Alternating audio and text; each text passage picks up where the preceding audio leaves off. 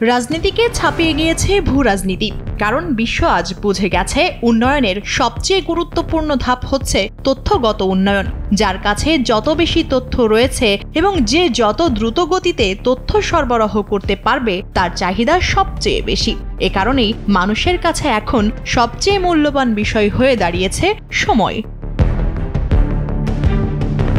ভারত বাংলাদেশের ৩ দিক জুড়ে আবর্তিত, তাই বাংলাদেশকে ভারতের ৩ দিক থেকেই দরকার।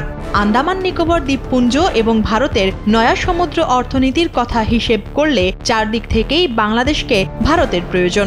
ভূরাজনৈতিকভাবে বিশ্বের আর কোনো দেশকে অন্য কোনো দেশের এত বেশি প্রয়োজন আছে বলে চোখে পড়ে না। সে অর্থে বাংলাদেশের কিন্তু ভারতকে প্রয়োজন নেই বললেই চলে। কেননা বাংলাদেশের যোগাযোগের জন্য রয়েছে অশেষ নেয়ামত বঙ্গোপসাগর। এই এক জলপথ হয়ে বাংলাদেশ বিশ্বের যে কোনো দেশে পাড়ি জমাতে পারে, যার কারণে এই যোগাযোগের বিষয়ে বাংলাদেশকে বলা চলে এককভাবে স্বয়ংসম্পূর্ণ।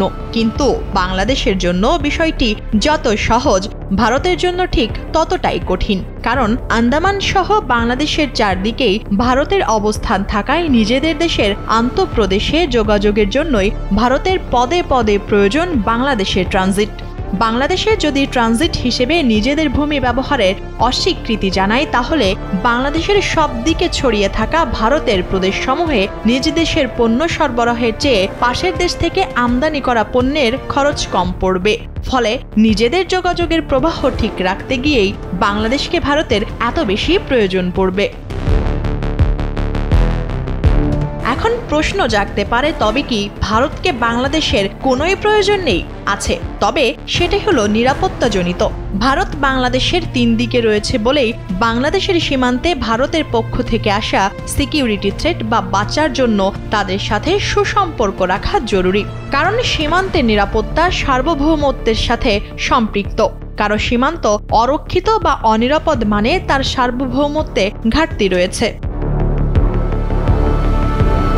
অন্য যে বিষয়টি সবচেয়ে বেশি আলোচিত সেটি হলো ভারতের পণ্য আমদানি। এটি কোনো বিষয়ই নয়, কারণ কথায় আছে, টাকা দিয়ে খাবো দই, গোয়ালা আমার কিসের সই। টাকা দিয়ে আপনি বিশ্বের যে কোনো দেশ থেকেই পণ্য আমদানি করতে পারবেন। এই ব্যাপারে উল্টো ভারত বাংলাদেশকে চাপ দেয় যাতে তাদের পণ্য ক্রয় করা হয়, আর বাকি যা থাকে সেটি হলো তাদের কাছ থেকে ৫৪টি নদীর পানি বন্টনের বিষয়। এই ব্যাপারে এখন আন্তর্জাতিক আদালত রয়েছে এবং তাদের সুনির্দিষ্ট আইনও রয়েছে।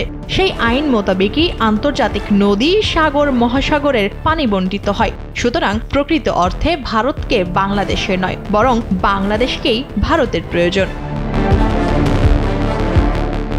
সময়কে যে যত সুন্দরভাবে ব্যবহার করতে পারবে সে তত বেশি সমৃদ্ধ হবে।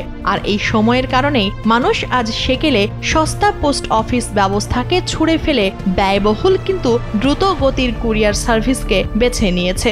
মানুষ পোস্ট অফিসের চেয়ে কয়েক গুণ বেশি অর্থ খরচ করে এখন কুরিয়ার সার্ভিসের সেবা নিতে বেশি আগ্রহী। কারণ একটাই, সেটি সময়। মানুষ এখন সময়কে সবচেয়ে মূল্যবান বিষয় মনে করছে, আর এই সময়কে বাঁচাতে গিয়েই ভূরাজনীতি সবচেয়ে গুরুত্বপূর্ণ রাজনীতিতে পরিণত হয়েছে।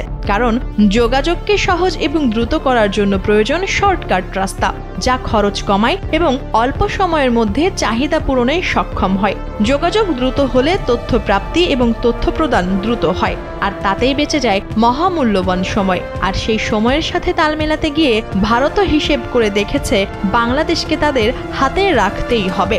এখন দেখার বিষয়, হাসিনা সরকারের পতনের পর ভারতের হিসেবেও কোনো গরমিল হয় কিনা।